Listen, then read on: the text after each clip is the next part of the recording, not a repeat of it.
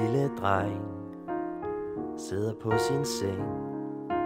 En dag er han voksen, men det nu var så længe. Han skal udnytte tiden godt, det siger far og mor.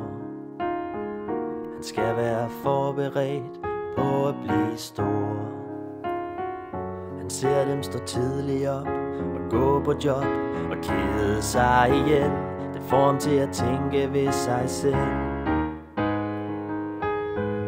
Når jeg bliver stor, gider jeg i hvert fald ikke at være ligesom min far og mor. Hvorfor forandre sig? Når det bliver mig, vil jeg bare lege. Jeg vil aldrig nogensinde ændre mig. Og mor hun siger, nu ikke så meget pjat og fis. Og far er enig igennem sin avis. De siger han ikke skal fylde sit lille sind med alt for mange drømme, der bare er luft. Han burde følge deres fornuft. Du skal være læge og tjene penge.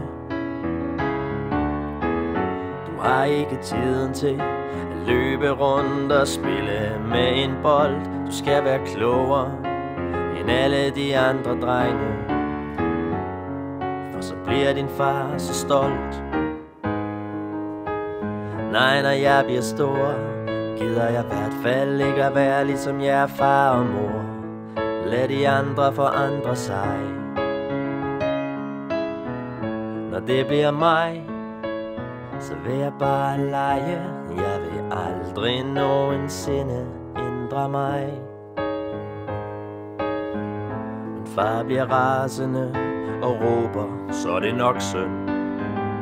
Jeg har bestemt, hvordan det bliver. Drengen græder, men far bliver bare ved lige indtil han bøjer hovedet og siger: